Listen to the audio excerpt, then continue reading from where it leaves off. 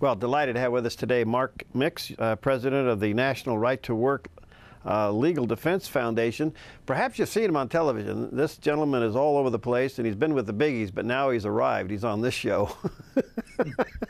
So, Mark, hey, nice to have you. Where are you? Well, we're in Springfield, Virginia today, and thank you so much for the opportunity to be on. I appreciate it. Oh, well, thank you so much. This is a huge topic, and can you kind of give us an update? What do you think the current statuses of the unions are in this country? They've had some pretty big whippings lately. Well, it has been an interesting time, but it's we're at a time, at a point in our country's history, and at a point from an economic standpoint, that we have to have this debate. The idea of debating about how we handle labor relations in the country is a debate whose time has come. And certainly Wisconsin, the battle there over the last 2 years, the victory in Indiana where we passed the 23rd right to work law in the country is an indication that this debate is ripe. And frankly, we're going to be having more of this debate, not only in the next 2 months as we lead up to November, but certainly as legislatures convene across the country in January of next year. You know, the fiscal situation has caused a significant and an intense debate about the size and cost of government. And this issue, the labor issue, is part and parcel of that debate. Well, you know, I think we're beginning to realize now, can we afford this? We're starting to ask that question. And then the other thing that it certainly has provided is really an unnecessary rub where you have people picketing and striking against the very people that pay their salary. I mean, it just seems to be odd. Yeah, you know, those are the incidents of labor management relations that go back and transcend just the current environment, but they're part of the nation's history as we turned the corner from an agrarian society to an industrial society at the turn of the 1900s. You know, this type of kind of confrontation, unfortunately, has become part of that debate. But in the private sector is one thing, in the government sector is entirely another. And I think that's where, interestingly enough, the debate is going to be occurring as we move into the future, is the role of unions when it comes to government workers and government services. You know, the AFL-CIO agrees with us on this, that, you know, you can't really bargain with government. At least you shouldn't be able to, because government by definition is a monopoly. It provides, quote, necessary services that are not available from any other source. And to apply the private sector labor management model, which is a confrontational model, to the government sector is really something that we're going to have to talk a lot about. And that was the essence of the debate in Wisconsin. It'll be a debate in California, New York, Pennsylvania, Illinois, New Jersey. You heard a little bit of that from Chris Christie last night. You're going to hear more about it probably as the debate continues. All right, so what do you think we're in for in November with these unions? Where are they going to, I think we know where they're going to come down, but how ugly is this argument going to be? Yeah, well, the fact of the matter is that organized labor, through public announcements of various union officials and research that we do that basically quantifies this, organized labor is going to spend about $1 billion in this political cycle to reelect Barack Obama. Frankly, you know, he's a guy that has promised them lots of things, lots of new powers over workers, and they've got skin in the game, if you will. You know, two unions, the AFSCME union and the Service Employees International Union, I think it was, back in 2008, admitted that they spent $400 million just on the campaign to elect Barack Obama to the White House. And it's paid off well for them. Government has engaged in granting more power to union officials and shouldered that on the backs of America's working men and women. You know, this notion that union officials are, everything they do is beneficial to America's workers is just not the case. I mean, they're interested in amassing power that allows them to control workers, and from a standpoint of forcing them to pay dues and fees as a condition of employment, and that's where the right to work issue comes in.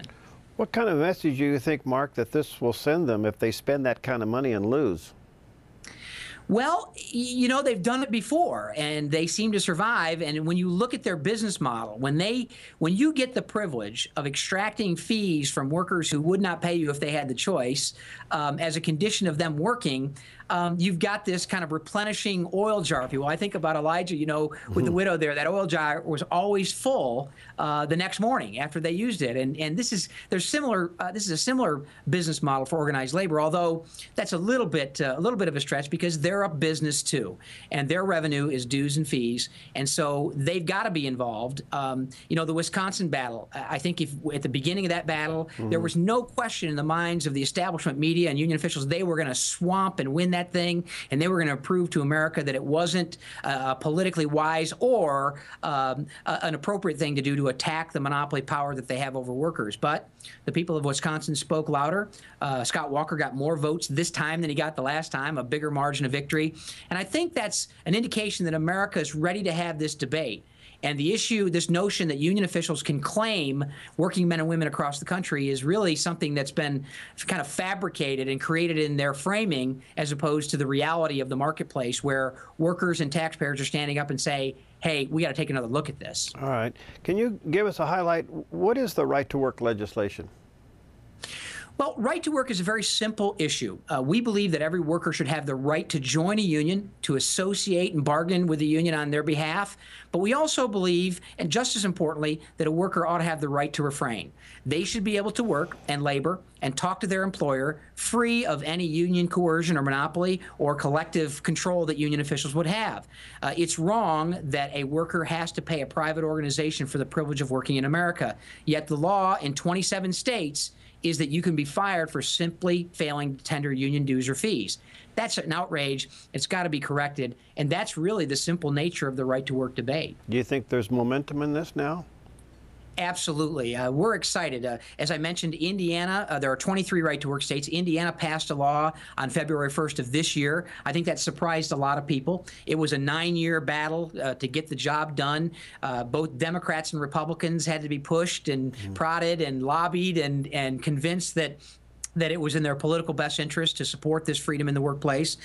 The debate on the national scene has increased dramatically. You know, there is a national right-to-work law pending in the U.S. Senate and the U.S. House. Support for those bills is increasing every year. We've had battles in several other states. In New Hampshire, the legislature there passed a right-to-work law only to be vetoed by the governor. So there are lots of things happening on the issue. The interest level and the amount of attention on the issue of forced unionism is increasing. I've been doing this for 26 years, and I'm excited about what the future holds in this debate. All right. So as we go into this, if we don't get this under control, these unions literally could bankrupt this country, and we're now seeing it even at some civic levels where they just can't afford some of the government unions and the PERS and everything else, and some cities and even states are on the verge of bankruptcy. It appears to me that this thing just has to get under control. That's right. The reckoning or the reconciliation of all of this is coming to a head. And, you know, this has been an institution that's been growing literally since the mid-1950s. Ironically, it was Wisconsin, the first state to impose statewide bargaining, giving union officials this power over workers to force them into collectives and then force themselves on elected officials. You know, no other private organization in America has a special privilege to redress their government. We respect the notion that individual citizens can join together voluntarily to talk to their government and advocate for policy. But when you give a private organization the privilege of sitting across the table with people that they spend dollars to elect and to help to get into that position, and then give them the power to negotiate and sometimes dictate the terms and conditions of employment for taxpayer-funded governments, you really have created a monster that is going to have to have a day of reckoning, and that reckoning is coming. Wisconsin, in my mind, was just the tip of the iceberg. You mentioned the pension issue. Right. You know, that's something that a debate that really hasn't even begun in earnest about the condition of the pensions, and unfortunately, the promises that have been made to hard-working government employees across the country. I'm afraid that some of those promises can't be kept because of the financial situation we find ourselves in. And certainly the economic conditions of the country and states more specifically have exposed this tremendous cost that's been built up over the years from these monopoly bargaining agreements that have been negotiated with union officials. And frankly, many states can't afford it anymore. Well, wouldn't some of these PERS be looked at somewhat like almost Medicare? I mean, yeah, we got to take care of those who are now, and maybe even the next generation, but the generation below that, sorry, you got to make some adjustments here. I think that's right, and you're very observant as to how that might play out. Certainly, you heard Paul Ryan last night talk about Medicare and the fact that his plan, or the Romney plan, whatever you want to call it, is a plan that protects the people that are currently in.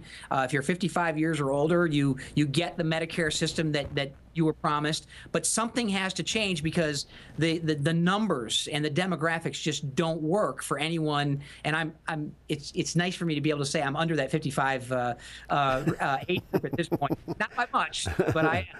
So I'm concerned, and certainly for my children, there's great concern that these promises that have been made can't be kept. And frankly, I don't believe that I think if you take a reasonable look at what the unfunded liabilities of these programs are and how they've ended up growing to a point where now I think what Social Security has, you have 3 employees laboring to pay the benefits of 1. Right. I mean, it started out as, kind of a bigger platform, and I just don't think it works anymore. And so this debate is going to have to occur. Mark, last question. I only got a couple minutes left here. There's a lot of teachers that love teaching but cannot buy into the union ideas of the NEA. Do you see any correction there, or is that one just too big to tackle now? Well, no, I think there is relief for those teachers. In fact, that's one of the main businesses of the National Right to Work Legal Defense Foundation, is defending teachers who believe that their rights are violated. They shouldn't be forced to support a union that stands up for causes which they disbelieve. Matter of fact, been to the U.S. Supreme Court 15 times, and several of those cases have been specifically on that point. Can a union force a worker who's compelled to be in their association, to be represented by them? Can they compel them to spend their money on causes and candidates which they would disagree? And the court has said again and again that no, they can't. Now, how does the relief develop from that is another question altogether. But that issue is becoming more and more relevant as the stands of these particular unions become more and more polarizing. I mean, it is a reliable thing now for the National Education Association. In fact, I think they endorsed this president last year. Imagine if Republicans would have nominated a 30-year retired teacher. How would the NEA justify their endorsement of Barack Obama 12 months ago, when one of their, quote, members perhaps could have been the nominee from the Republican Party? Wow. It's really unthinkable, but there is relief for those teachers out there. They can contact the Right to Work Foundation and get information about their rights, and we have, fortunately, the capacity to help people in that situation. Well, Mark, this is fascinating. Thank you for what you are doing, you and your organization. You're in our thoughts and prayers. People want to learn more about the National Right to Work. What do they do? Well, they can find us on the internet. I think you can find almost anything on the internet, probably, unfortunately, but we're at www.nrtw.org. You can find us there. And there's a whole host of information. They can also call us. We have an 800 number. That's 800-336-3600. They can speak with an attorney about their rights. They can speak with a paralegal about questions they might want to ask. They can even speak with me if they call in. So it would be a privilege to if anyone out there listening today has questions about these issues, they can certainly call in and get that information. All right, 30 seconds. If we get a change in the administration, if Romney and Paul Ryan get elected and we have a conservative House and Senate, I would have to assume that would be one of your brightest days to see this legislation get through. Well, I think that would help, but the real issue here is that we can't rely on one man or one member of Congress to make a difference in America. It's our job as we the people. Right. This is government founded on self-government, and if we think that by electing a particular person to an office that we can go home, sit down, and not worry about the growth and power of government, we are sadly mistaken. We've made that mistake before. The most important thing we can do is keep the same amount of pressure on the next administration that we're putting on this administration, and let them know that the views of the American people still matter in the public policy process, and the voices of the American people still matter in the public policy process. And certainly don't think for 1 minute, by simply changing one person at the White House level or the level of Congress, that things will automatically get better. We've got to stay involved, we've got to stay energized, and we've got to continue to hold politicians accountable no matter what. Thank you, Mark. You're exciting to have around, and let's stay in touch and see how this goes. And thank you again for your commitment and all of your hard work. Best to you and your staff. Thank you. My pleasure. Thanks for the opportunity.